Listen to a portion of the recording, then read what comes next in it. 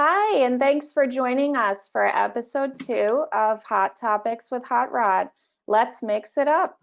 I'm Erin Holohan Haskell, president of heatinghelp.com, and we're thrilled to partner with Caleffi on this webinar series. Coming to us live from his workshop on Know-It-All Lane is our friend and industry expert, Hot Rod Rohr of Caleffi North America. Hot Rod has over 30 years of experience as a plumbing, radiant heat, and renewable energy contractor, and I'm so grateful that he's going to share some of that knowledge with us tonight. Thank you, Hot Rod. Thank you for the nice intro.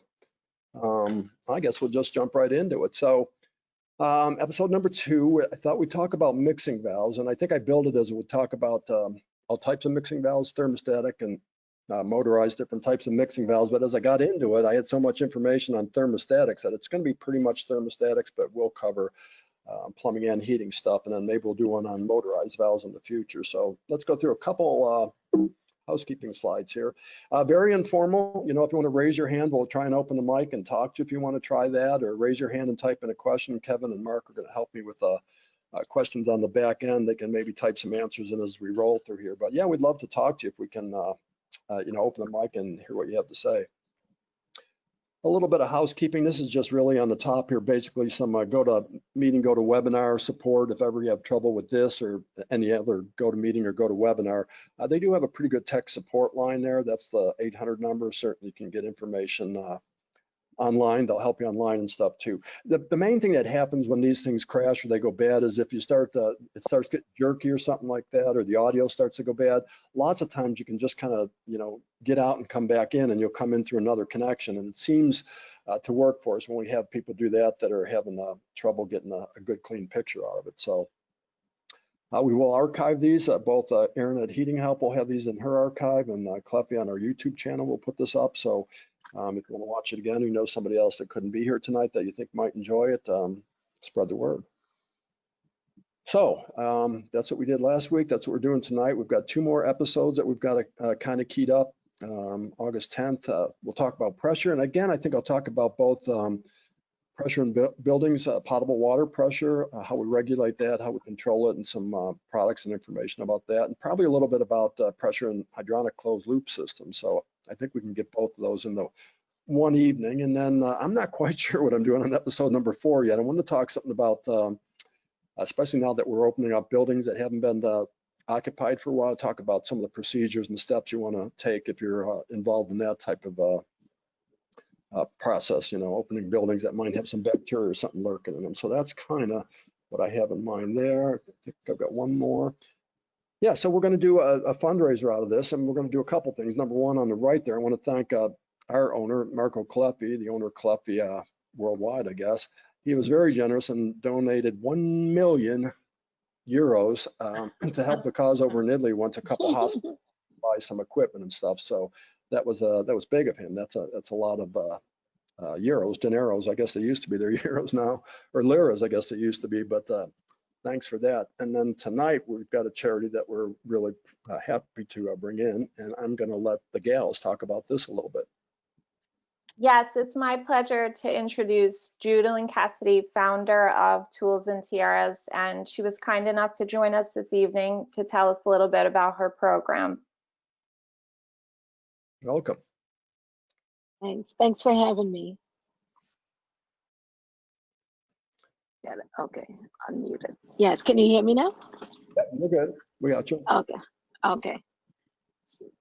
So should I go ahead and start? Tell us oh, jump on in. Okay, yes, it's like the job site.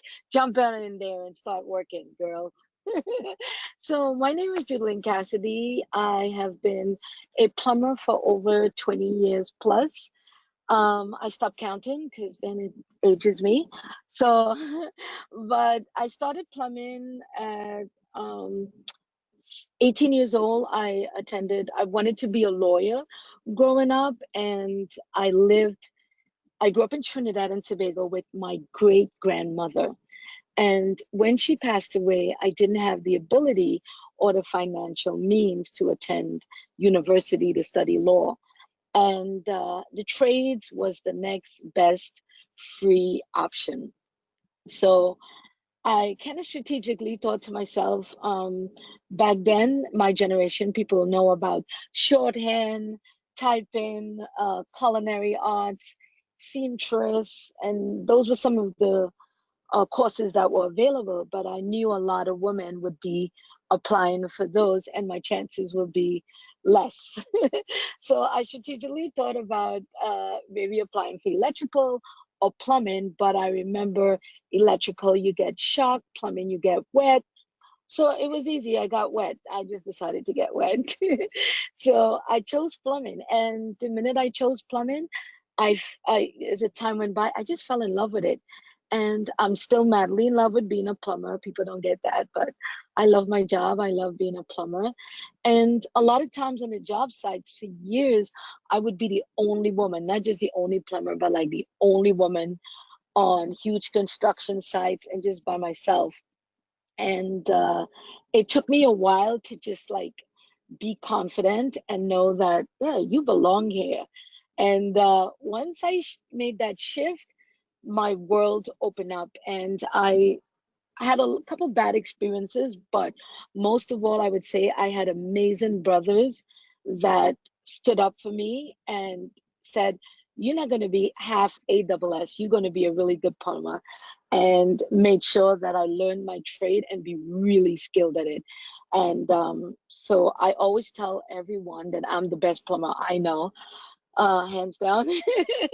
So that's kind of like my inside little joke. But then I saw the girl that I grew up.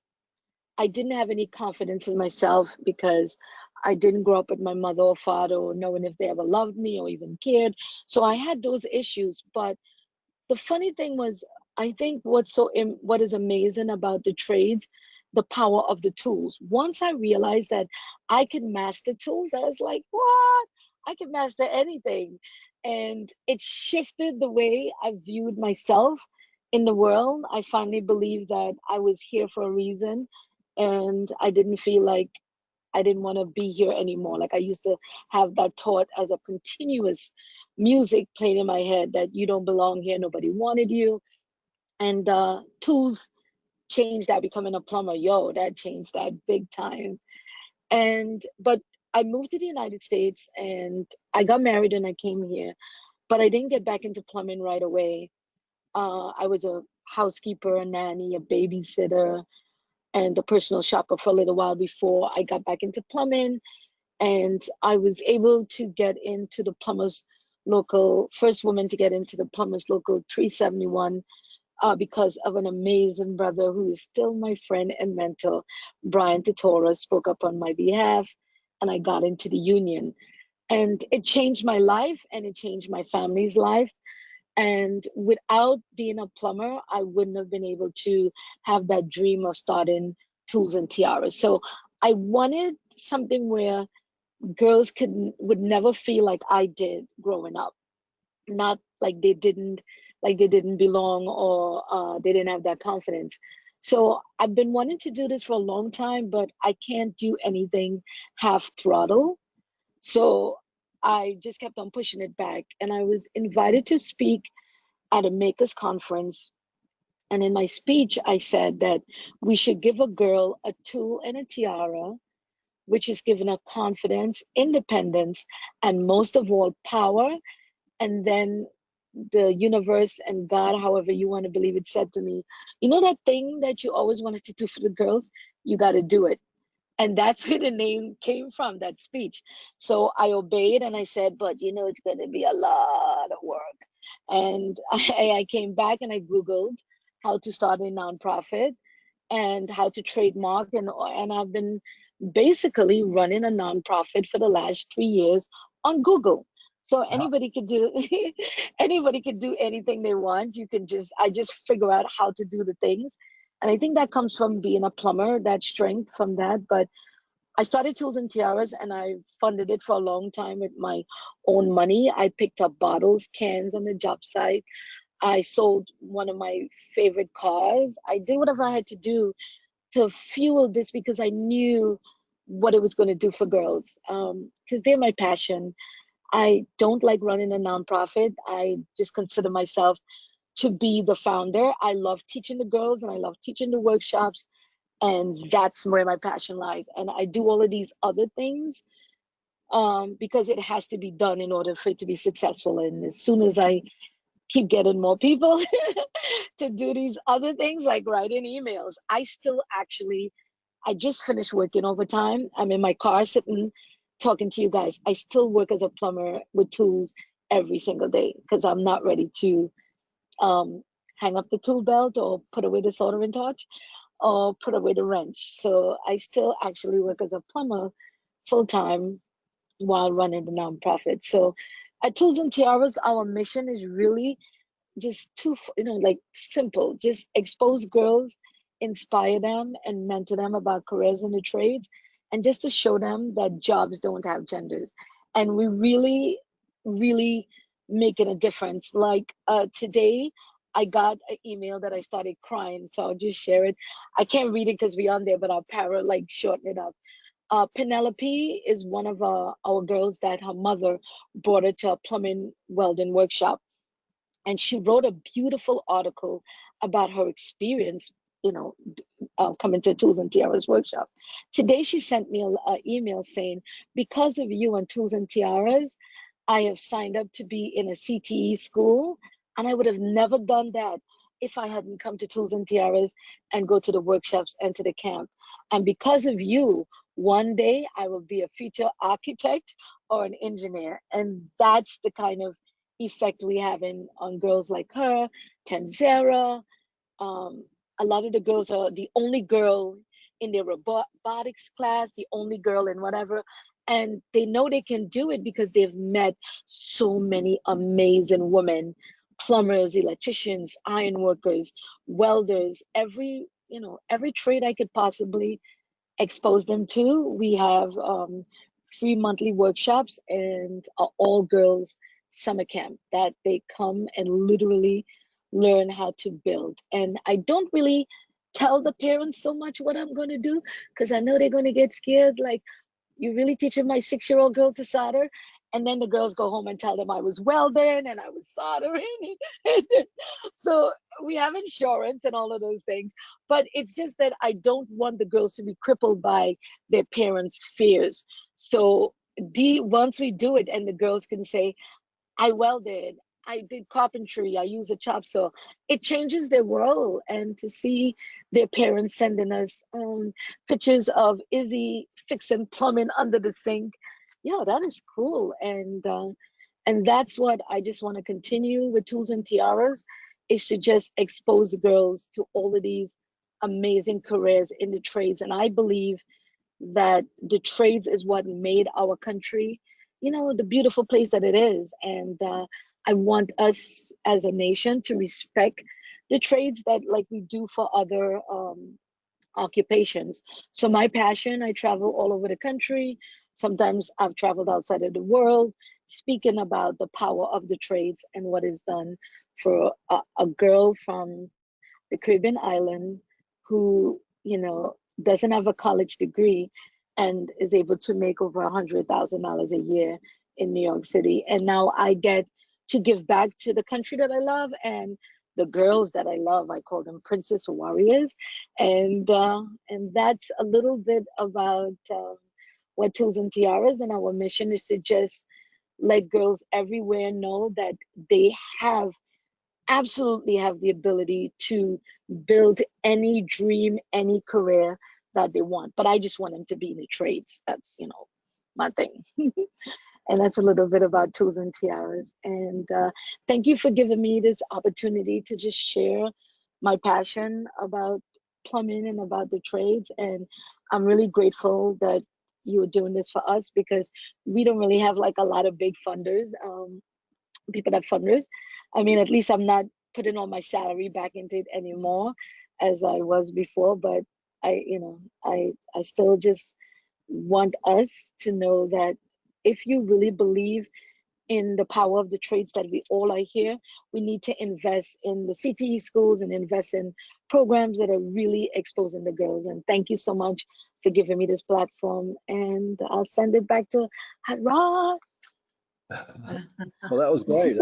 That's a good story. And yeah, we hope everybody will be generous tonight and donate. And then we're going to, both Heating Help and Cluffy are going to match the donation. So we'll see if we can hit a home run here for you. And thanks for all you do for the gals. And Thank go to you. the website. There's a lot to learn at your website. I was there yesterday, kind of snooping around to learn a Nice. bit more about the group. So, all right, Erin, anything else? I think we'll move on if everybody's ready. Thank you, Judalyn.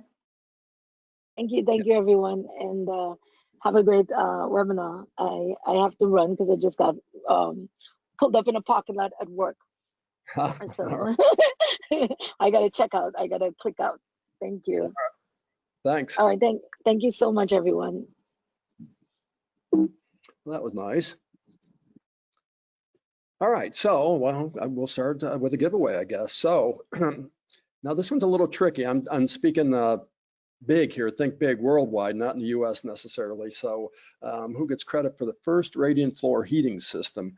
And actually, I learned a little bit more about this today as I was making sure I had the right answer for this before I put the question out there. So we'll give you a minute or two to think about that. And then you get a t-shirt. The winner will get a t-shirt, or maybe we'll have a couple winners and we'll give out some t-shirts. So think about that for a minute, and you can type in an answer if you think you know.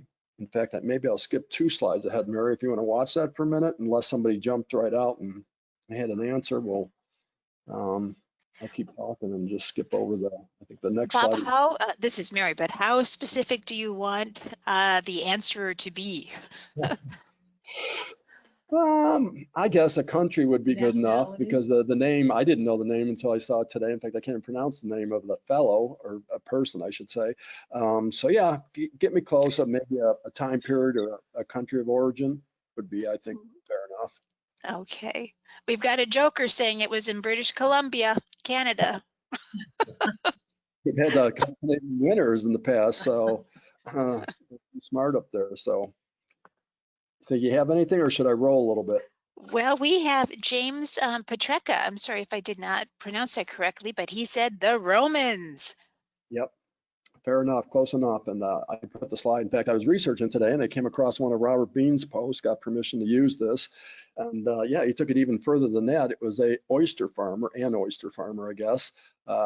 That's his name. Let's call him Giso, just to make that easy, was the fellow. So, and then over the years, different places in the world kind of adopted the same theory, where they, I guess, basically build a fire under the building, in the tunnels under the building, to heat the floor. So yeah, that's the story that I'm sticking to. So, and obviously, if you want to read more about it, this was a good article that Robert and his team at ASHRAE put together about the origins of radiant heat and cooling. So, thanks for playing the game.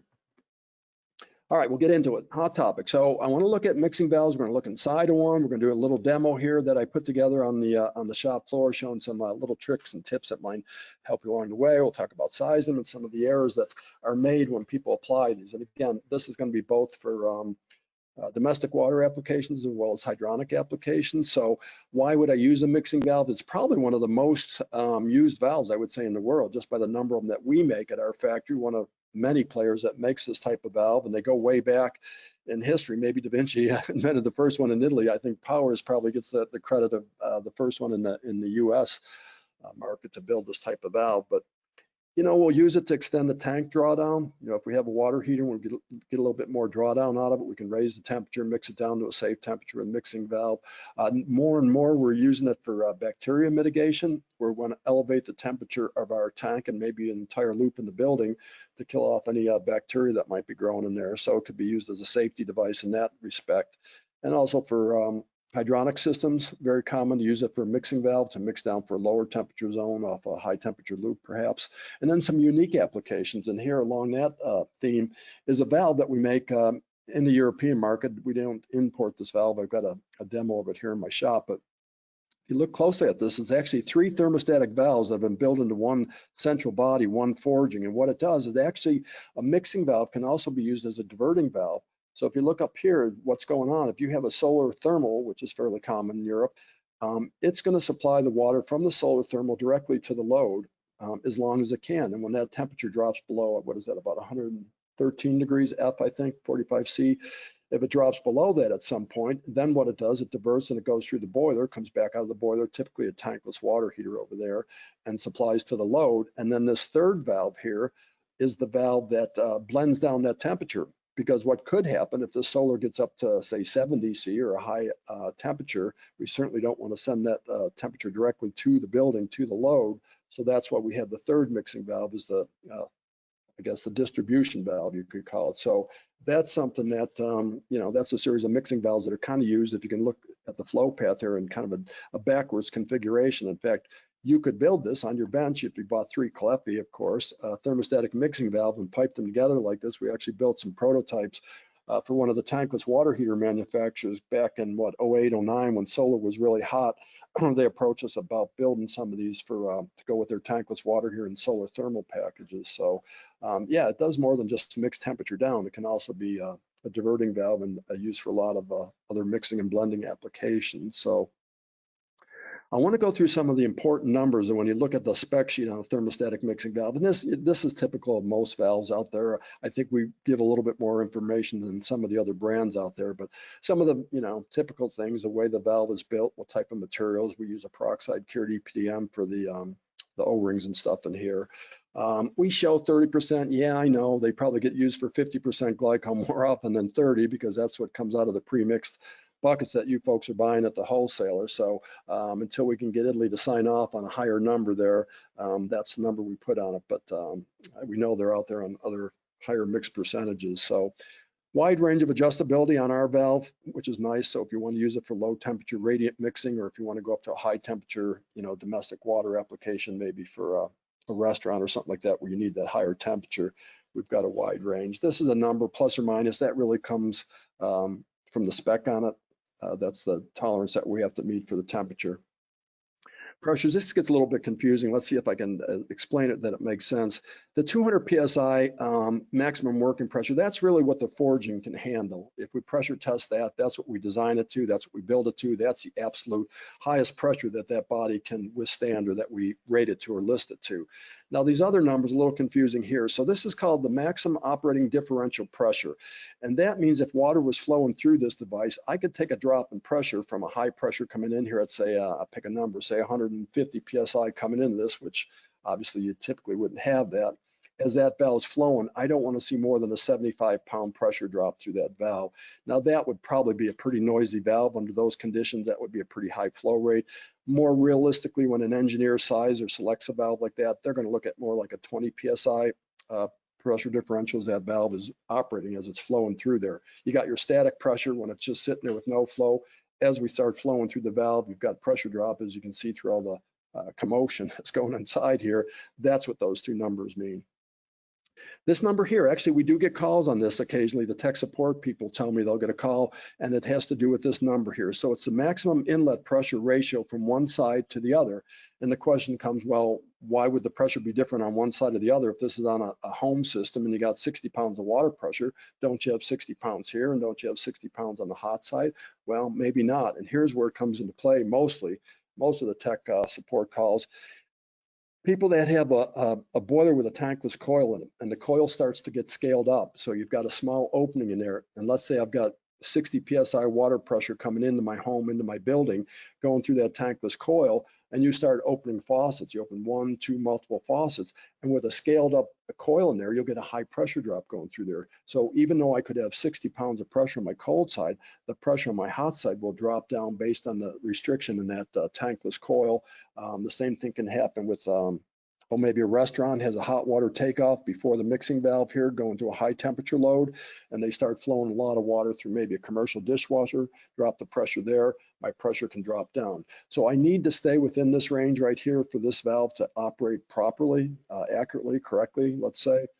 Again, that's a big number, obviously, from a 2-to-1 ratio there, but it does happen in some cases. We'll get that call, and the first question that the tech support guys will ask, well, tell me where the hot water is coming from. What's the application? And usually from that, they can run down the what could be causing the valve to misbehave, let's put it. This number, this is a critical number, and this varies a little bit from brand to brand. I think I put a couple other examples of other brands as we go through here. But this temperature right here, 27 degrees, and that's the the maximum temperature difference between the hot water coming in and the mixed temperature going out. So let me just use an analogy maybe to explain that best. Let's say I want to have a mixed temperature that, going out of this valve at say 120 degrees, and I've got a water heater supplying 130 degrees. There's not enough differential between that 130 and the 120 that I'm trying to mix that valve for this valve to be accurate. We'd like to see, we say 27, some other brands might say 25, the number varies a little bit. 27, we know we'll get a good mix. Now that's not to say the valve is going to completely stop working if you don't have this kind of temperature differential between your hot coming in and your mix going out. It'll just, it won't be accurate. What can happen is you'll get a mixed temperature that's exactly right for a minute, and then it'll get a little bit warmer, then it might get a little bit colder. And the valve is what we call hunting. It doesn't have enough resolution, might be a good word, for this cartridge in here, which we're going to show you a cutaway of how that works, to get enough temperature variance for that cartridge to be able to expand and contract and accurately regulate the temperature going out. So I guess the bottom line there is if you want 120 degrees going out of your mix port, you want to have 27 degrees warmer coming into your hot port to be stable, to be accurate, to be assured that that valve can to respond correctly to what it's trying to do. And that also comes into play with a hydronic mixing system. If you're doing a hydronic loop on a radiant and you're trying to get, let's say, 100 degree going out to that radiant, and maybe you've got a ModCon boiler running at 110 degrees to keep it in a sweet condensing mode, again, you don't have enough resolution, enough differential there. You might have to crank up that the temperature coming in that hot port to make sure that you get an accurate temperature going out on the mix port. So just pay attention to that number, and if you get a troubleshooting call and that's what's happening, the valve is thready might be a good definition for what's happening. Just know that it could be the temperature on the hot port needs to be jacked up a little bit so this valve can get back into the ball game, so to speak. And also we need, that varies a little bit on the larger size valves. Obviously, as the body of this chamber gets bigger, you can see on the graph here, I showed a couple different sizes of the valves on the requirement for that minimum flow rate and the temperature response, for temperature response. And here's what's the issue about a thermostatic mixing valve when we talk about the flow restriction. As you can see, there's quite a bit going on here. In fact, I can probably show you a little bit better on an upcoming slide. This is critical too, and this gets missed quite a bit as people don't install a check valve with these valves. There should be a check valve on the hot and cold port for the same reason we use check valves on any other device. We want to make sure that we don't have a cross flow. If we do have a pressure imbalance, we don't want that going across from one side, pushing back into the maybe the cold, pushing back into the hot. We want to make sure that we don't get a thermal siphon. You know, hot water is going to want to try and go up through the valve. If you got a load above it, cold water will come down. We can get some flow going through it when we don't need it or want it. Certainly, if we're going to put a domestic water recirculation system where that pump's going to add a little delta P to the system, we want to make sure that doesn't cross over the valve. So we make it easy for you to do that. We have these tail pieces that are available. This one is a press version, as you can see here. It's got a check valve built into it. We can get these in threaded or sweat. We can give you a standalone check valve if you want to move the check valve downstream somewhere. This is a great little check valve that we make that's serviceable, which is really nice. You can take the two unions, split it apart, and get inside here to the check if you had to clean it out or service it or replace it in some case. And on our bigger valves, we actually have one that'll screw right onto the thread that's on the side of the valve where the tail pieces connect with the nut. This goes on there, and then of course your connection nut and whatever fitting you want would go onto that side of it.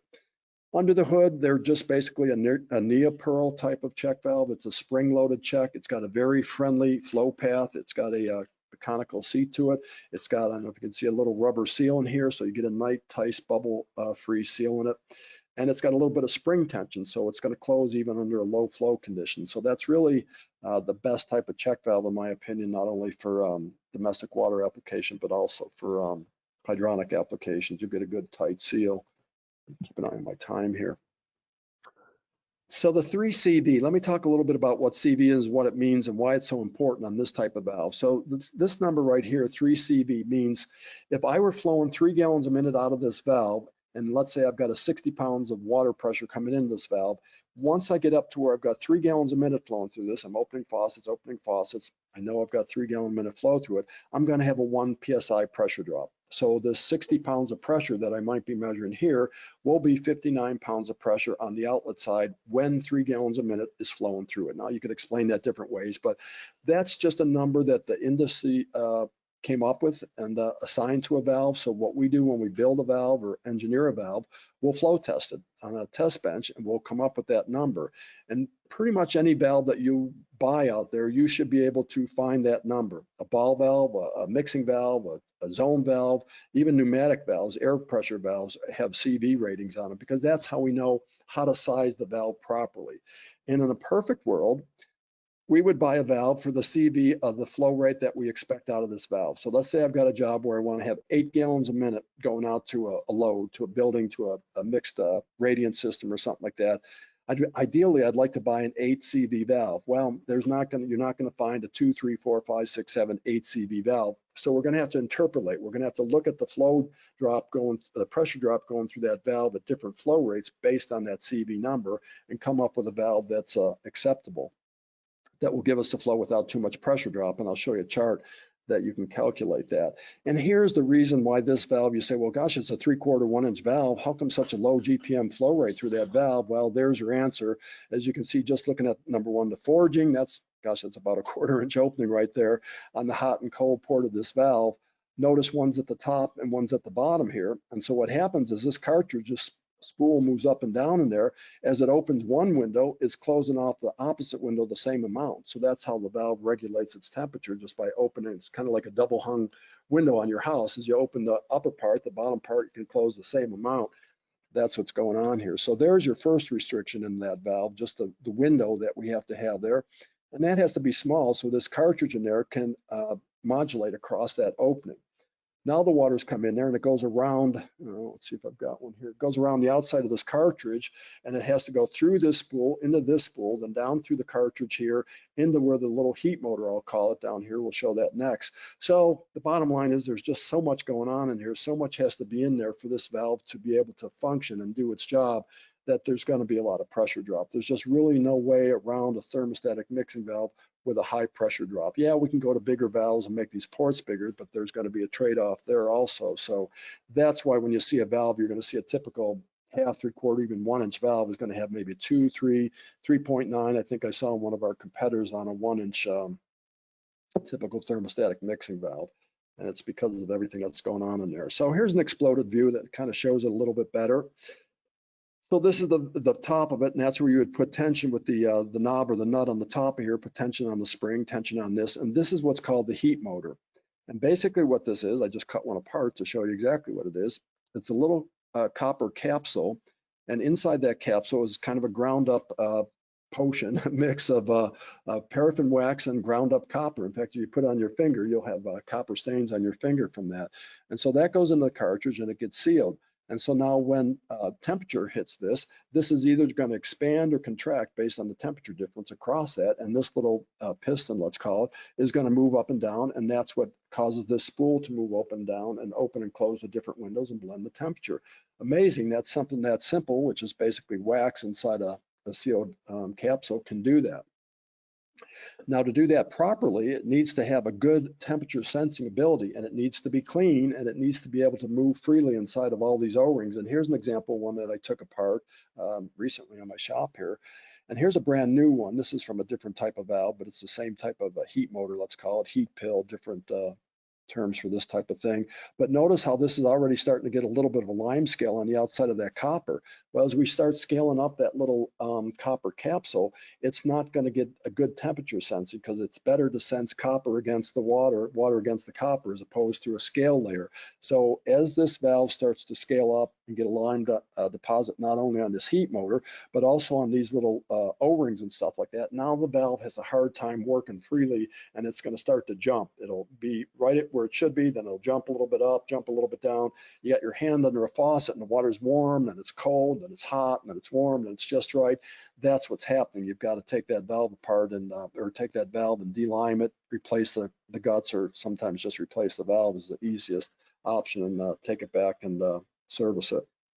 So that's the concept behind a thermostatic mixing valve. It's the temperature across the little heat motor that's moving the shuttle, the cartridge in there, opens and closes the window. So Okay, I talked about that a little bit. So I want to show you how you can use this number and how you can see what's going on inside of a valve, any valve. It's not just a mixing valve. So here's a little spreadsheet that we put together. If you want this, let me know and I'll send you a copy of this. It's just an Excel sheet. So there's 3 different boxes here, and let's use this one over here. So let's say you've got a valve and you know what the CV is. You just bought this valve and it says right on the box, or maybe right on the valve itself, it's a 3 CV valve. And you're going to take that valve and you're going to put it on a home, and you know that at peak load in this building, you could have an 8-gallon minute flow. If somebody's in the shower, if somebody's washing the dishes, if the washing machine's running, maybe the hand sink is running, you calculated that your maximum draw on that building could be 8 gallons a minute. So there's your flow rate. You put a 3 CV, the number of the valve, you put the flow rate in, and there's your pressure drop. So that's how much pressure drop you're going to take across that valve as you flow 8 gallons a minute through a 3 CV valve. Is that okay? Is that acceptable? Well, here's a couple things to look at. So let's look at the PSI first. So let's say I've got a building that has 45 pounds of pressure, a PRV set of 45 pounds of pressure. Know that when you're running 8 gallons a minute through that valve, you're going to lose 7.11 PSI pressure through that valve. Is that acceptable? Probably. I think you could probably get away with that, especially if you've got 45 to 65 or 60 pounds of pressure coming into it. That's probably going to not to be too noticeable when somebody's in the shower and said all of a sudden my flow starts dropping down when I'm running a lot of hot water. This is a little bit more tricky down here. If I've got a pump through this valve, if I'm going to use this on a closed loop hydronic system and I need a circulator to move that 8 gallons a minute through this, just this valve now, just the pressure drop through the valve, I'm going to have to choose a circulator that can develop that kind of head to be overcome the resistance of flow through that valve at an 8 gallon per minute flow. So you can see we're getting up there. That's getting out of the comfort range of some of the smallest typical little wet rotor circulators that we might apply. So what that's going to mean is you're going to get a call on the coldest day of the year, and people are going to say, you know what, we can't get our house over 60 degrees, something's wrong, you got to come over. And what you're going to find when all the zone valves are open and it's demanding an 8 gallon a minute flow, if you haven't sized that circulator to overcome that pressure drop, that valve is going to start restricting the flow, and you're going to have a loss of heat or a low heat call probably. So that's where you really want to pay attention when you start using a low CV valve and you try to jam a lot of flow through it, certainly with a circulator pump. Quickly on the other ones, you can find if you have any 2 numbers, you can solve for the third one. It's just a mathematical equation. So let's say I've got gauges on both sides of my valve, and I know what the pressure drop is across that valve when I'm flowing through it. And if I know the CV of the valve, I found the sticker on it, or I found the label on the box or something like that, I know I've got a 3 gallon a minute flow going through it, got 7 pounds of pressure. I've got a CV of 3, I've got 7 pounds of pressure drop, excuse me if I got that right. I know that I'm moving 8 gallons a minute through that valve. So I could troubleshoot with this. If I had these 2 numbers, I could say, well, I've got 8 gallons a minute going out to that zone. If my load calls for 10 gallons a minute, not making them, I'm getting there. Same thing over here. If I knew the pressure drop going through the valve, and if I had a flow setter on it, that I could, like a quick setter would be a great valve for that, and I could identify that I've got 8 gallons a minute through it, I could define what that valve is. Let's say I've got a valve that I don't know what the CV is. I got to replace it, or I want to replace it. What valve should I replace it with? That's how you can do the calculation. So let me know if that can help you, and I can certainly share that with you. So here's where you want to be careful. So I went out and I started looking around at some of the other valves on the market out there and started pulling up some spec sheets just to see what the competitors basically are doing out there. And this one here, I want to be careful with this number right here. So here's a valve. It was a 3/4 valve, and it shows a CV of 2.3. That's a lower CV, obviously, than a 3. And right under it, it says maximum flow 20 gallons per minute.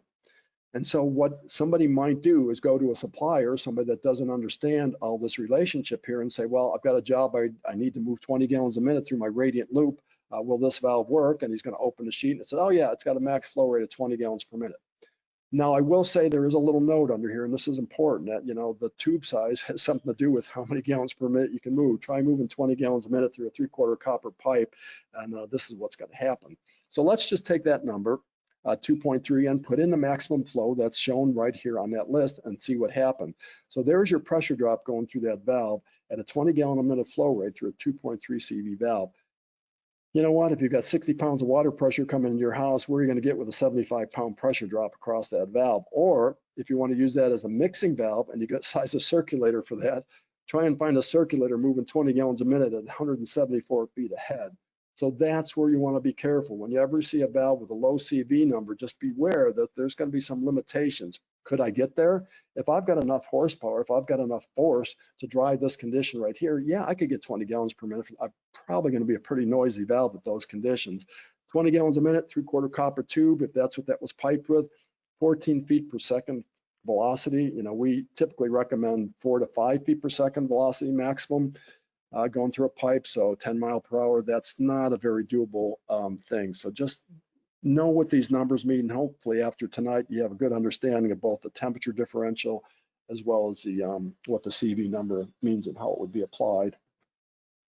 All right, so let's go. And so two things can happen, two things that do happen to a thermostatic valve when you use it in domestic water, excuse me, applications, and you've got to put a recirculation system on it. So probably the best place to start is this little graphic right down here, because this is what's going to happen when a valve is applied like this. So let's say this circulator is running 24/7, which some of the codes now are starting to demand that you run this all the time just for Legionella protection in this loop, so you don't have any dead loops here, dead end loops here. So let's say that valve is, this pump is running 24/7, just recirculating through this loop. So what we want to happen is we want hot water coming in. Let's say we've got 140-degree water coming in from my water heater, and I've got city water coming in at, I don't know, pick a number, 60 degrees coming in from my city water supply. I can blend that 60 with my 140 and get down to, let's call this 120 degrees, and that's going to be fine. So what's going to happen if you've got a period of time where nobody opens a faucet in that building, maybe through the nighttime on a residence, certainly, or even a hotel where everybody's sleeping at night, nobody's drawing any hot water. What's going to happen at a certain point, that water coming back now is at, let's say, 115 degrees, maybe leaving the valve at 120, dropping 5 degrees as it goes around the loop, coming back at 115 degrees. I'm starting to put warm water on the cold port of my valve. And what's going to happen is this outlet temperature now is going to start to creep up, because there's no cold water until somebody opens a faucet, a hot water faucet in this building. No cold water can come into that valve to blend with the hot water to get me back down to the temperature here. And over a period of time, depending on this loop, depending on that pump, depending on the conditions in that loop, that temperature coming out of this mixing valve is going to creep up to the same temperature that's coming in the hot port of it. And this is what it looks like right here. I got cold, I got hot, I'm mixing accurately. I'm getting a little bit warmer here, but still got enough resolution, still got that 27-degree differential, still blending pretty accurately. Now I'm starting to get warm here instead of cold. So now I've got warm, I've got hot, and you can see my temperature here is starting to slip away. It's starting to increase. I kind of show that by the color of the arrow, by the way. So after a period of time, I've got hot coming into my cold port. I've got hot coming into my hot port, and my temperature mixing out is the exact same temperature as coming into it. You're going to send this valve back to us and say your valve doesn't work. There's something wrong with your valve. It doesn't regulate. It just temperature creeps up after a period of time. It's not the valve. It's the condition that you put it under. Another thing that can happen with a valve is the exact opposite time. Condition can happen where the temperature can droop. If I don't have enough temperature going in this valve to maintain what's being lost as I go around this loop, now this temperature can drop down, and now I've got a drooping temperature lower than what the valve is set for. So one of those two conditions can happen, and there's a couple different ways you can solve that quickly and easily. Electrically, you could put a set point controller on this and just have the pump turn on and off. Turn it off when the loop is warm. No sense pumping if the loop is warm, then you won't be getting hot going into the cold port of the valve. I could put a timer on that pump, shut it off at a certain point in time. I could pulse it on and off every 15 minutes, and those are fixes that are out there that would work. There's a mechanical fix for that, and it shows right here a bypass valve. Really what I want to happen in this, think of this as a hydronic loop, and I want just enough flow, just enough GPM going around this loop here to off-come the temperature drop in that loop. If I've got that set exactly right, I'm not going to droop, I'm not going to creep. And the way I would do that is put a valve here that I could slowly adjust and regulate. So some of the flow is going to go around the loop. The rest of the output of that pump is going to go right back into the hot water tank. I don't need it in my loop anymore. So you could do this a number of ways. You could put a temperature gauge here, set that at a certain temperature, let's say 120 degrees with nobody using water in the building. Put another gauge here, put your hand on the return pipe, and just adjust this valve until you have a 5-degree temperature drop going around that loop. 3 to 5 degrees is a very typical temperature drop going around the loop here. I wanted you to use a valve that you can adjust accurately, make a slow correction to that flow right there. One of the Caleffi quick setters would be good. Really any good quality balancing valve, you could balance that out. And so that's going to solve both the problems. So if you see a job where you've got a recirculation pump and you see a thermostatic mixing valve, make sure there's a mechanism in play to regulate the temperature of that loop. This is one way that you could add this bypass loop and adjust it properly, or some of the smart pumps might have the logic to be able to watch that and regulate that. I learned that years ago. There was actually, well, here it is right here. There was an article in 2004 issue of a magazine, I believe it was Plumbing Mechanical Magazine, written by Julius Blanco, and he had explained this. And I was working as a plumber back in these days, and when I went to work at Caleffi in 2008, I think it was, this started coming up quite a bit. You know, people were sending back valves. I go back to the return section. I see all these thermostatic mixing valves. We'll take some of them. We'll take it to the test bench. The valve works fine. Why are all these valves coming back? And I remembered this article, and I called Julius one day and I said, I remember you explaining this whole thing about this balancing port. Would you come and explain that and do a webinar? And he said, sure, I'd love to. And so there it is. I think it's probably one of our most, if not our most viewed on our YouTube channel of all the different Coffee with Caleffi webinars that we've done over the years. It was like over 44,000 views when I looked at it this morning, which made me think probably a lot of people are having this problem with the thermostatic valve and didn't understand why it's happening and what they can do about it. So there's a couple sources if you want to look up this article, learn a little bit more about where the check valves go and stuff like that. We also covered it in an hydronics issue, in fact, a couple different hydronics issues. And Julius came and did a really nice Coffee with Caleffi presentation for us on that.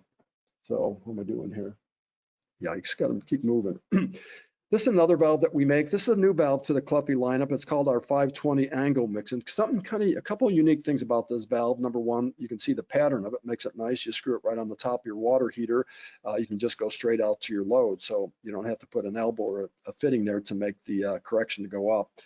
It also has a unique cartridge. It's got a very fast responding cartridge, and it also does something very unique, is that it can shut off the port 100%. So what would happen if you lose, let's say, the cold water coming in this valve, it will shut off that you don't get a scalding condition. We don't call it a scald valve per se, but know that this, and you can see one of the reasons why they can respond. You can see a much bigger heat motor that was built inside that valve. And also, I don't know if you paid attention to how the other valve was built in here, how the two cartridges interact with one another to open and close these ports. So great valve, available in a lot of different configurations, and a temperature gauge. So if you are, number one, setting the temperature, or if you do want to balance a recirculation loop with it, you've got the gauge. You don't need to put a bypass in with this valve. This valve will adjust properly and respond quick enough that you won't have that temperature droop or overshoot condition. So next time you buy a valve, consider the 520 valve. Another new entry that we have, I think the only valve out there in a 4-port configuration, we call this an H valve, that has the NSF 61 listing on it for domestic water applications. So this is a valve that's going to be used right under a sink, right at the point of use on the valve. And why this valve? You're going to start seeing a lot of these. You want to learn about this valve, learn about the application. As we start raising the temperature of our buildings, when we open buildings that might have a potential to have bacteria growing in them, we might send 140 degrees out to that building. We want to make sure if somebody opens a faucet in that building, when that valve is allowing 140 degrees out to that building, that you've got protection at every single connection into the hot water in that building. And this is the type of valve that you could use to give you that final protection right at the sink, right at the bidet, whatever it might be that is hot and cold water, that you want to make sure that you don't get a blast of certainly 140 degree water. It's available with all these compression nuts. There's a cap for one port, because if you have a single handle valve, like you'll see in a lot of commercial restrooms now, where you just stick your hand under it and there's no handles at all, obviously you'd want to cap off the cold port there and just have the mixed temperature going up to that valve. So inside, very similar to what you see on the other valves, it will have the 2 check valves included with it. Critical that this have check protection when you install it at point of use like that. Notice too, there's little strainers in here, and this is going to be a serviceable item. If you've got dirt or silica or crap in your water, you're going to have to make sure that those little strainers in there get serviced from time to time. It's easy. We've got a connection right there that you can take that apart, or on the compression nut on this connection to get in there and service that valve. It's going to have a really low CV because it's going to work at a very down to a 0.25 GPM flow rate. I don't know how well you can see the picture. This is an example of what a system might look like in the common day and age, where we've got a valve that's doing our central mixing. This is a Legionella protection valve that I can elevate the temperature by putting a motor on it. And then if you can see in the picture, I've got mixing out at my shower head. I've got mixing at my shower valve, probably built into it. I've got mixing under my hand sinks. Wherever I've got a connection into that hot water, you better have a point of use, which would be an ASSE 1070 will be the listing on that valve to be used in this application here as a point of use valve. All right, so I mean, going to be honest with you, this is going to be a valve that's going to require some maintenance, and here's an example why that is. Excuse me. This is a valve that, was in a domestic water application, and it's a pretty ugly valve. In fact, one of them that came into the returns bench that I took a picture of, pretty sure the valve didn't leave the factory looking like that. So that valve is probably not responding properly. It needs to be cleaned out. So what I want to do is I'm going to show you a way that you can clean these valves pretty simply and quickly. That's my little demo for today, which I better do that and then come back to some of these slides. And so what I want to do is I want to get this out of the valve, this debris, whatever it might be, hard water. Looks like some iron in that water probably because of the red color. I probably got some calcium and different magnesium, typical, hardness that's in water. But I also want to get this little heat motor cleaned off that's down inside this valve so I get a good temperature response. I want it to look like this so that when the water touches it, it's not going through a layer of insulation. I got to go through that. And why this is going to happen is there's a pipe that actually came out of a job. That's how much lime scale has been built up in that valve over the years. So obviously the flow rate of that pipe is dropping off, but that's going to be inside your valve also. So let me see. Let me see what my next slide is first, and then maybe what I'm going to do is let me do one more, and then we're going to go to the demo. Then we're going to come back and talk a little bit more about the scaling and the deliming. So what I wanted to show you in this one is going back again to if you want to apply this valve on a radiant system, paying attention to the CV and the pressure drop through that valve. So here I'm showing a typical application. So on a domestic water system, I've got pressure to drive the pressure drop through that valve. I've got my 45, 60, whatever water pressure you have in your building is able to overcome that pressure drop through that valve. When I start applying the valve this way, what has to overcome the pressure drop in that valve is this circulator pump right here. So that's why this chart, the CV number, comes into play. If I want a job, let's say I've got 5 loops here and I want 10 gallons per minute going through that, I chose a 3 CV valve. There's your problem, Vern. You got to make sure that that circulator can have that kind of can overcome that kind of pressure drop through that valve. Kind of goes back to that CV chart I showed you a little bit earlier. So let me see, Mary, if I can. Yeah, I think I want to do my demo now. So let me close out the show here, right? Or exit. Just that. No, let me go. I got my wife here helping me with this, and I'm going to go down to a little video I filmed here and show you. This is a quick one here, but I can set it up a little bit. Basically, I wanted to come up with a way that you could quickly and easily clean out a thermostatic mixing valve. We don't like to see taking these valves apart on the job site anymore. There's just too many things that can go wrong.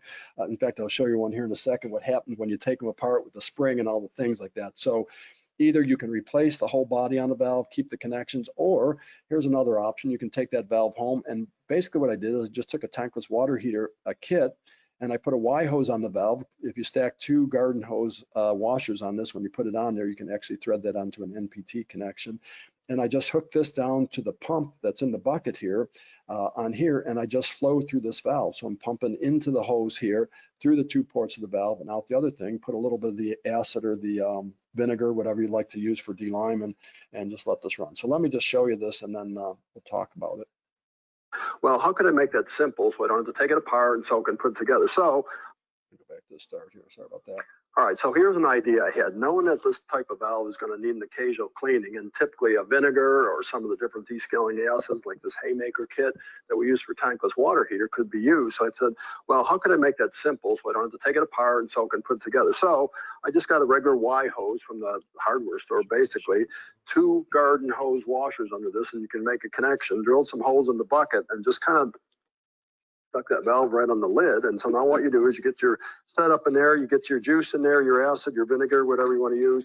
And if you plug it in, basically what it's going to do, it's just going to circulate through both the ports of the valve and out the mix port, and you let this thing run for maybe 10 or 15 minutes, depending on how badly scaled your valve is, and you come back and unhook it, and you're ready to go. No disassembly needed. It can be a 15-minute repair job for a mixing valve. All right, so here we are with hot dogs and hot topics. So basically what I've done here is I've just gotten some parts, a couple flex hoses, a compression T hose adapter, and a female to compression adapter. And basically what I've done is I've just taken my pump now and connected it to two hot and cold input ports to this H valve, put my vinegar in the bucket here, and now I'm just circulating through this valve. So I'm going to descale this valve without disassembling it, without taking it apart, just run it on this bucket, maybe just set it for that 20, 15 minutes, whatever it takes to descale this valve. So it's just a quick, simple way of doing it. Instead of replacing and rebuilding these valves, it's just run the fluid through them and clean them out.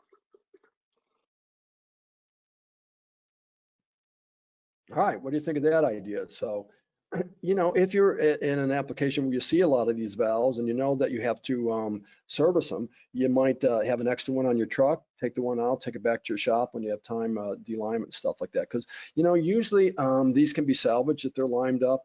Occasionally you'll get one where maybe there's an O-ring ripped or something here, but as long as you're not taking it apart or something sharp's not getting in there, most of the time they can be just cleaned out. So there's applications that we know of where there's actually crews go around on this one resort property that we know of, and that's all they do all day is they just go around this big resort and just clean out mixing valves. That's just their job, is just maintaining these valves. So think of a hotel with 1,000 rooms and you've got one of these under every sink in that building. You might have a big central mixer back there. So yeah, so here what I'm showing is a larger size valve. So we can go into larger size valves. We can get you a 2-inch thermostatic mixing valve, and just know that when you get in these larger valves, obviously you've got a less pressure drop going through it, but you're going to have some different minimum flow rates on that valve to respond accurately. So on the smaller valves, we can respond down to 1 GPM in flow. As you start getting to this bigger valve, you're going to need a more minimum flow rate. And the reason for that is as this chamber, as this space in here gets larger, what has to happen on these thermostatic mixing valves? I have to have a really good turbulent condition around that little wax cartridge that's in there. I had a little cutaway one here. If I only had a slow flow rate, let's say I've only had 1 gallon a minute going through a big valve like this, and what's going to happen, that flow is going to come in these, and I'm just going to have a little bit of flow going down the outside of this wax cartridge. I don't have enough movement or turbulent conditions around that for that wax to respond and to move that cartridge up and down accurately. And that's where we run into problems as we start to put larger valves in and we try to regulate those down at a low flow rate, you know, try and get a half a gallon a minute through a 2-inch thermostatic mixing valve. It's not going to go there for you. It's just not the, it's not going to do that. So with that in mind, if you have an application, and you do, and you will, it's going to be a hotel, it's going to be an apartment building, even a big residential building. You might have an application where they've got body sprays, or they've got a Roman tub fill that's 20 gallons per minute or something like that. Not going to be able to handle that with just a small 3 CV valve. So what you can do is, and we sell this as a kit, just or a package assembled just as you see it here, you can put 2 valves, thermostatic valves in parallel. And to take it a step further, what we do at Caleffi, we make it even better than that, is we'll put 2 valves in parallel and we'll put a pressure reducing valve in between that. And so here's what's going to happen. And this is actually the setup instructions on how you set this up when you first put this valve in, but it kind of shows the flow path pretty nicely. So if I've got a low flow condition, what's going to happen is the hot and cold is going to come through this small, it's called a 3/4 mixing valve here, and it's going to go out and you're going to get good accurate flow going out to the job at a low flow rate. Let's call it the 2 GPM flow rate. What'll happen is I start flowing through this valve and it starts to see a pressure drop when I start getting up at maybe 6, 8, 10 GPM, whatever it is, and saying, ooh, I'm having a hard time keeping up. You're going to see a drop in pressure going through there. The pressure reducing valve is going to sense that, and it's going to open a port, and it's going to allow some of the flow to go through the larger valve. It's going to keep going through the small valve, but now it's going to allow some flow to go through there so I can get back to where I have enough flow going through the valves to overcome the pressure drop. This small valve can't go there. Now I'm going to go through my big valves, and that's probably going to happen maybe somewhere around the 5 gallon per minute range or something like that. You can adjust these valves. You can set the the pressure where that changeover occurs. But that's what you want to do, is you want this valve to handle your low flow, your single faucet flow conditions. You want this valve to handle when everybody in the building is taking a shower, you've got maybe a 20, 40, 60 gallon per minute flow rate. So that's how you can get around that issue of having a valve that's going to be accurate to low flow condition. You got a big valve here that can handle your high flow condition. Just put them in parallel. You could build this yourself on a job site if you wanted to, get the two valves, your small valve, your bigger valve. If you go to our website, it explains how to set up the pressure reducing valve there, so they make the switch over when the small valve can't keep up anymore. Yeah, okay. All right, so I think everybody got what was going on there. In fact, there's one of the valves that I put on there that was scaled up. You can see this one had a little bit of a leak there, so that's an indication of the scale right there. When you walk up to a valve and you see some white or green on there, you know there's scale inside that valve. It's on the inside where there was a little leak in the washer or something on that valve. So that's basically what I did, is just drilled a couple holes on the top of that lid and just put on that valve. You know what? You can do that in 15 or 20 minutes. Even on a hydronic valve, here's a valve right here. I can hold that up where you can see that. That one's not in really bad shape. This one doesn't have a lot of white in it because it was a closed loop hydronic system, but it's sticking. In fact, this was my valve. I took it out. You can see the same thing there. A couple tips on this valve. If you do get tempted to take one of these apart, know that there's a spring in there that's going to try and shoot that valve apart. The other thing I would say, when you go to reassemble this valve, you got to pay attention to where all the parts go in that valve. And you know what? It's easier to put them together upside down like this, so you don't lose any of those parts when you put it in there. Just put that in there, engage the spring, and tighten it up. So again, don't like to see them come apart. There is a tendency to start ripping those O-rings if you start yanking those apart, especially if they're seized up and they've got some lime scale in there. You pull it apart, and now you've got a damaged O-ring and you're starting over. You're not going to be able to salvage that on the job site if you rip it. We make it easy. We sell just the body. You know, if you want to just keep a spare body on your truck and just switch it out with the unions and a couple new fiber washers, and there, away you go. If you're going to do H-valve descaling, here's all I did is I bought a couple 3/8 by 3/8 compression hoses at the hardware store, compression tee, an adapter to a male hose thread here. You just hook these on. You go to both sides of the hot and cold on your H-valve, hook that up to the hose on my little D-line bucket pump, and away you go. So just a little picture of it there. I know too that there's pretty small. What I do is, if I was in front of you in person, I would pass this around, let everybody see it and stuff. But there's a cutaway. We just have a machine shop cut these valves away so we can show people, pass them around the room and show you in front of a screen. Know that there's a couple really small strainers in there. It doesn't take a lot. If you've got dirty water, you got a lot of silica sand or something in your well, you're going to have to get in there and service those strainers from time to time, and possibly de-lime the valve if you start getting the scale buildup in there. All right, let me get down. I know we've got another trivia question here. Yeah, I knew I was going to run out of time getting into motorized mixing valves. We'll come back to this topic. There's ball type mixing valves. That's what we're using on our new Legio mix valve. That's a really unique valve in the industry. There's cylinder type of mixing valves, plunger type, vane type. This is an old Techmar. Some of you guys that did radiant with these old four-port a vane type of mixing valves. It's a little scarecrow out in the garden now. The beauty of that is now once I put a motor and actuator on a valve, I can do a lot of things with it. Now I've got a computer that can record things. It can data log. It can send me messages. It's kind of where we're going with mixing valves, is a digital electronic type of mixing valve as opposed to a thermostatic cartridge. Some people call the thermostatic mixing valve the rotary phone of valves. Yeah, maybe that's a good analogy. It certainly is that type of technology, but they work. I mean, just like a rotary phone would work, I guess, if you still had one. So I'm going to do another trivia question here for a copy of Pumping Away. Thanks to Aaron and Dan for donating the book for this one here. All right, who knows what this acronym here, November Papa Sierra Hotel, what that stands for in hydronic technology? Oh, There. I blew it. There's the answer. I guess I was supposed to say that. I should have, sorry about that. I should have animated this one. There it is. Sorry, Aaron. How are we going to give away a book? Maybe we'll have to quickly think of another. Tell me the other one that you had, Aaron, about the radiator. Spit it. No, Hot Rod. So the question is actually, so NP, those of who are technical know that NPSH stands for net positive suction head as it applies to pumps. But what did the legendary Gil Carlson say that the acronym NPSH really stands for?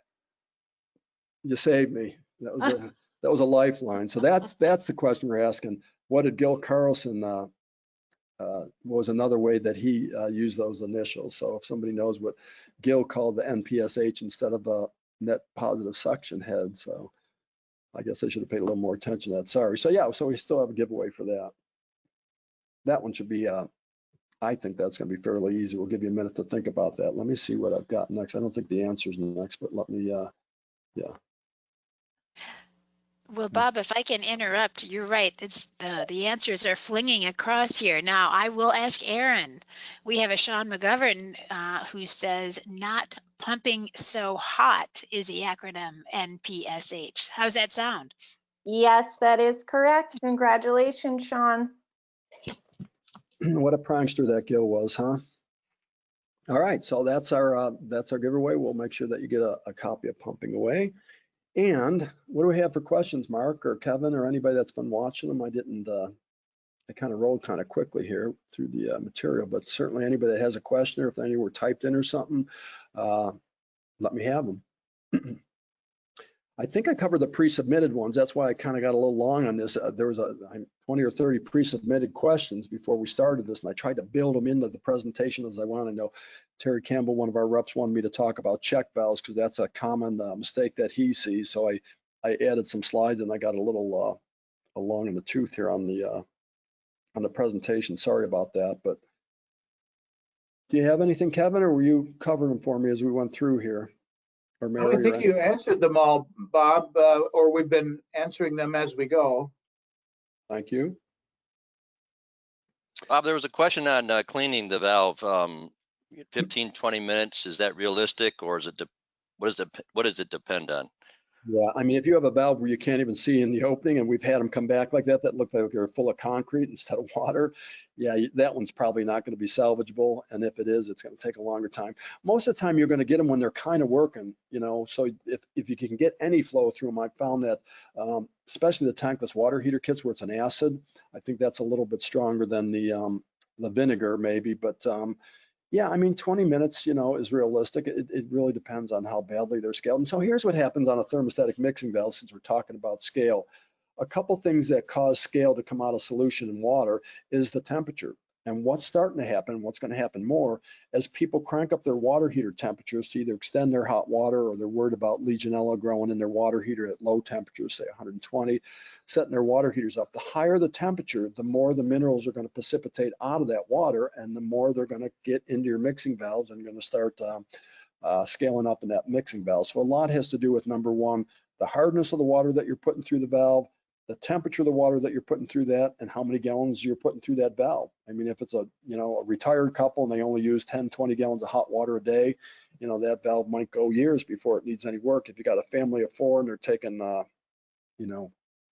body spray showers or something like that and running 80 gallons of hot water a day through the valve, then obviously that valve is going to need more attention. But yeah, just know that that's the indication is the valve's not responding accurately, that it needs to be descaled or replaced, rebuilt. So thanks for that question. Another question was on the temperature creep. Are you going to see that typically happen more in a residential application or commercial application? I think it's more noticeable in residential. And what I think happens, I think that starts happening maybe in homes, and people just assume that that's the way it's going to be or that it should be, and they'll get used to that. And they'll say, hey, be careful when you get up first one in the morning, you open that hot water, let it run for a minute, it's going to be hot. And I think people don't understand that valve shouldn't be doing that. And I think there's some plumbers out there probably don't understand that valve shouldn't be creeping like that. It should be stable all the time. So I would think people probably get used to that. In a hotel, and I've been in hotels where I get in the shower and I got hot and I got cold and I got hot. I know better. I know what's going on there. Either the tankless aren't behaving properly or they've got a mixing valve that's misbehaving. You're probably going to get more complaints in a building like that where people don't want that or aren't used to that temperature moving around like that. And that should be an indication to that building maintenance team that valve needs some attention. And it could be 6 months into the job that happens. If you got, I've been in a place in Canada where the water's 30 grains hard. I'm not sure how it even comes out of the pipe or the faucet with that much, that hardness number and that many minerals in the water. But can you imagine a valve under those type of applications? That's going to be a tough go for a valve with a lot of small openings. And that would be true of any valve. I mean, your mixing valve on your shower, I mean, any valve that's in that, it's going to have the same condition. Another thing that I learned just recently, I was out in Oklahoma here a couple of weeks ago visiting some supply houses out there. And one of the suppliers said, we're getting a lot more water heater warranties these days. And I said, well, that's odd, because I think people are cranking up, especially in the COVID times we live in and Legionella and all the other things out there. People are seeing this information. Got to get your temperature up over 130, 140 degrees to kill bacteria in a short period of time.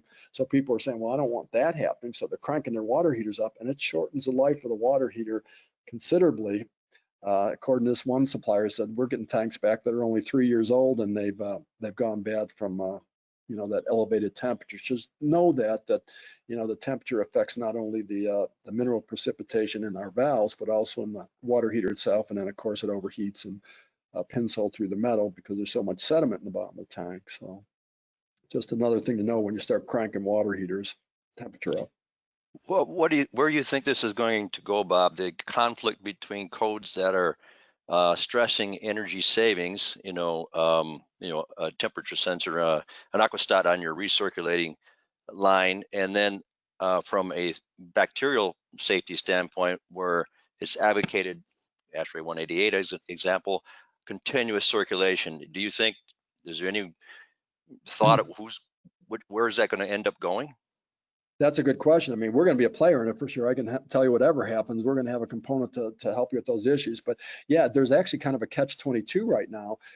For a while there, they were saying, well, don't run your recirculation pump unless you absolutely have to, because you're wasting electricity. So right now in California, if anybody's on here from California, the energy code there says that the recirculation lines need to have 1 inch of pipe insulation on them. So the pipe insulation is almost more than the copper pipe, but they want them. I think the OSHA, Kevin can pipe in. I know he follows this pretty closely. I think the OSHA standard said those pumps need to run 24/7 to assure that those pipes are always, at an elevated temperature. If that's the case, and if that's what you or your customer decides they want, you better have these point of use little H valves scattered throughout that building, because you don't want to open a faucet at 140 degrees because you're going to have a phone call, and it might be from an attorney that you don't want to be hearing from. So that's why I brought that H pattern kind of into the discussion tonight. We see a huge market developing for that, because we've got to have that point of use protection if we're going to elevate that temperature. And even if you don't elevate that temperature and run it at that all the time, even if you elevate it at a period of time, like some of the codes are starting to tell us to do now for, say, a 1 hour period of time, at that 1 hour period of time, every faucet in that building is going to have a potential to see that 140 degrees. That's why we're going to have that point of use protection valve, in addition to the central mixing valve back at the water heater, whatever it is. So good news for us. I mean, there's a lot of opportunity to, number one, learn how to properly apply and pipe this, like I showed you in the diagrams there, but also how to apply the correct valve and the correct application, point of use valve, the point of distribution valve. So. Jumping to hydronics, another question, Bob. Pumping away. Does the topic or the concept of pumping away also apply when you're using thermostatic mixing valve in a hydronic system? Yeah, and that's a great question. You always want to pump away from the mix port. And I've seen this. In fact, I saw one on a social media post today where somebody was really proud of his piping, had the pump pumping into the hot port of the valve. And I'm going to politely, private message them and say, yeah, you really need to, what we want to do is we want to pump away from the hot port, so we pull the hot and cold in evenly through the 2 ports. That's why we pump away from the hot port, or the mix port, I should say, of 3-port mixing valves, so we're equally pulling through the same side. Yeah, the flow is going to go through properly if you pump into one of the side ports, pump into the hot port, for example, off of maybe a primary, secondary loop. You're thinking you want to pump the hot water out of that primary loop into the hot port of the valve. No, you want to pull through the valve evenly through the hot and cold port for that valve to respond and mix properly. If you don't pump away and you're pumping into one of the ports, say the hot, like you mentioned, what would you see as a symptom in your hydronic system? Well, you won't get a proper mixing. And also, if you've got delta P being developed by the pump and you don't have your check valve in there, you could be pushing some of that hot back into the cold port because you got a little bit more pressure there than you do on the cold port, possibly, depending on how it's piped and that. So you could have your cross connection there. So then you've got a really funky blend of temperature going on if you're pushing some of your hot in your cold and you're not getting enough pulled through the hot and cold to blend going out the mix port. So I'll put a gauge on that someday just to play around with that, maybe on one of our demos that we're doing here, and just maybe show that on an Instagram post or something someday, the what exactly happens when that scenario is in play where you're pumping into the port instead of away from the mix port. Other than receiving valves back with scaled up insides, and you showed us a solution where you can take them apart or you can just run a delimer through them. Are there things to stay away from an application standpoint, whether hydronic or plumbing, that seems to crop up as common problems? Any top one or two that you see commonly?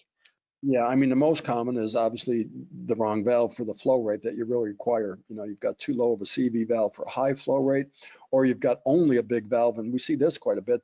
People buy and say, well, I've got a 40 gallon per minute load on this building. I need 1.5 inches or whatever the valve might be. And they put in just that valve. And now when they try and open just a small sink or something like that, they don't have they don't have accurate temperature regulation. So I would say the two of them, one of the two extremes, either they undersize the valve, not understanding that they've got that pressure drop at high flow rates, or they put in an oversized valve and they don't have the resolution, they don't have the authority, I guess is the proper word for that, at a low flow rate. So, but yeah, I mean, valves coming back, the most common I would say is the scaling. I mean, if Kevin, I know he's had a lot of tech support experience, if he's still on and has any other things that come back. Maybe somebody took a valve apart and didn't get the components put back in the right order, something like that. They tried to salvage one on a job site and they didn't get it back together properly, or they ripped an O-ring when they put it together. Obviously, that's going to affect the performance of the valve. Put the cartridge, I've seen upside down. Scale is the biggest one, Bob. You're right.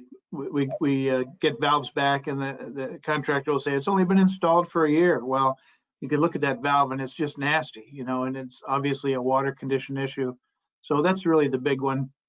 And your other two comments too, what we find is when someone buys the larger 5231 and expects to be able to control at 1 GPM, those will come back also, and that's an expensive proposition.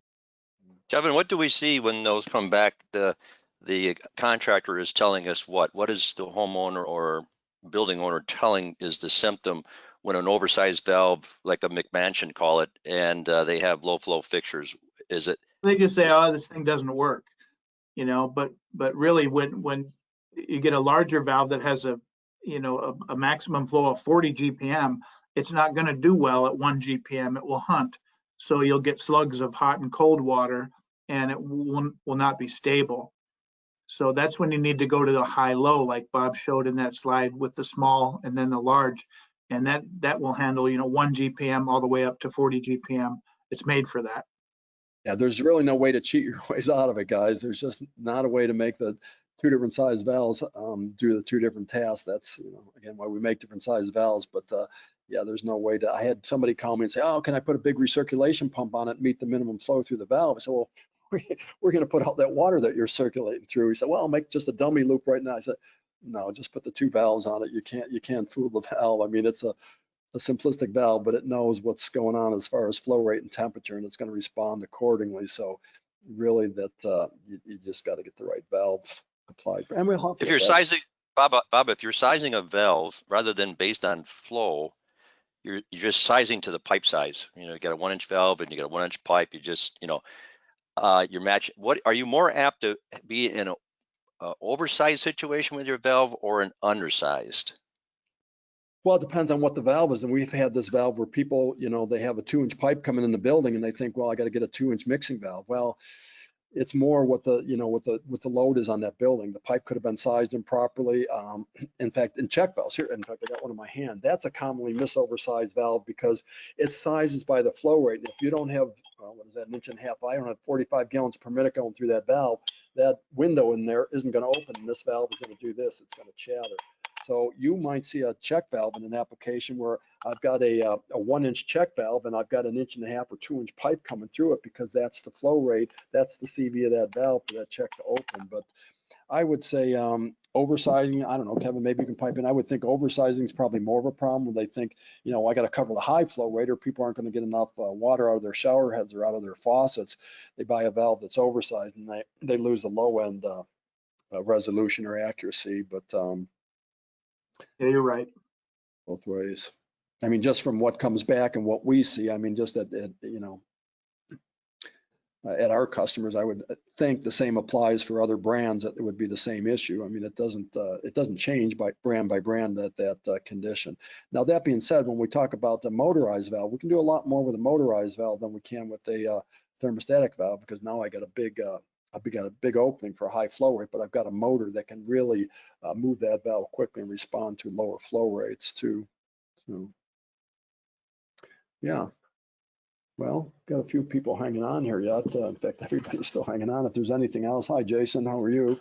I've been going to the NTI, checking with those. Got a lot of good webinars going on from all the brands these days, folks. I know you might be getting a little weary at home and getting overwhelmed with webinars, but the NTI team's doing a good job with theirs, and been to some B&G and some of the other folks. So get the education.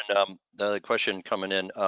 So with the advent or with the increased popularity of instantaneous hot water heaters versus the tank type, in applying a mixing valve, are there specific things that you want to consider in that application?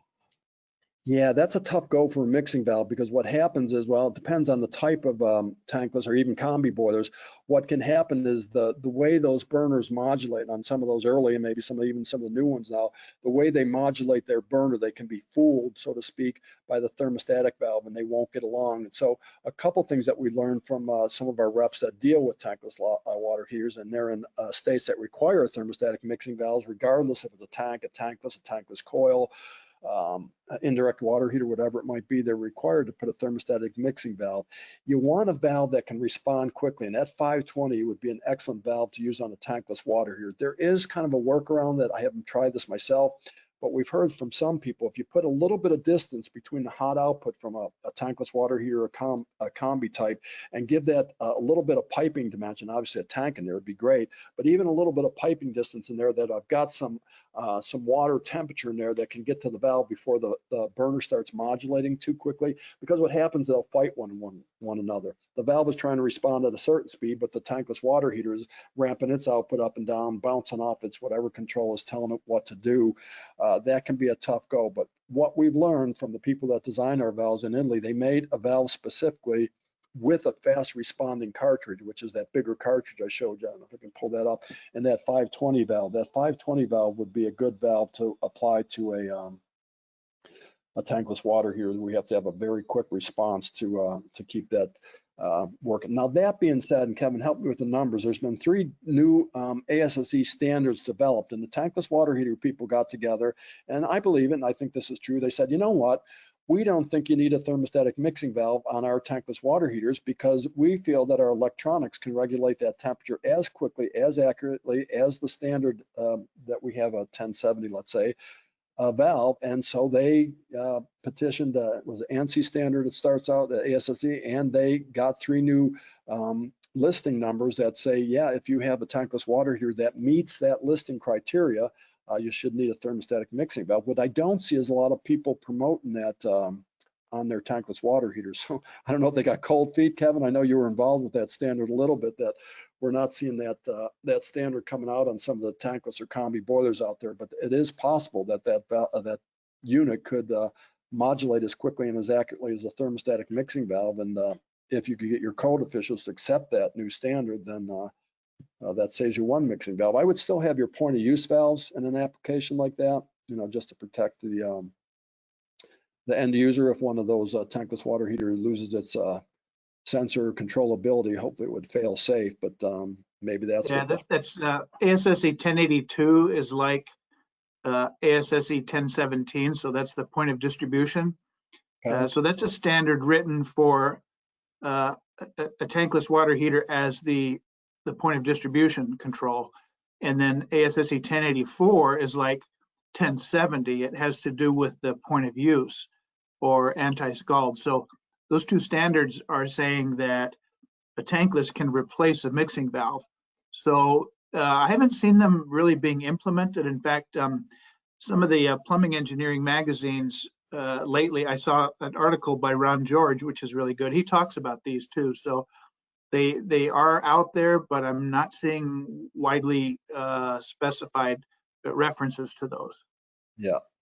Yeah, I mean, we know thermostatic mixing valves can work and do work in that application. Just be sure that, you know, we get that call and people say, well, work on mine. I don't know until I know the control logic of that tankless water heater, let's say, or combi boiler, how it responds and how it modulates its output based on the flow rate or the temperature differential in that. Some they probably work fine, others we know they struggle with because people have called us on that. So call us if you need application help on that. We want to make sure that you get a valve that works properly in that application. Yeah, good question, Mark. Thanks. All right. Anything else that I can share or make up if I don't know an answer? Are we opening mics? We can. Yeah.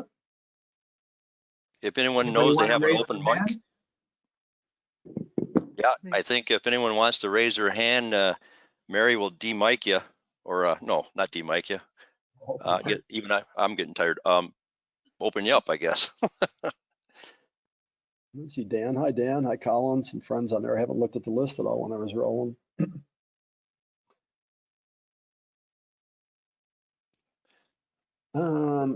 Is that Sean? Did somebody raise a hand, Mary? Just some shy folks tonight, Bob.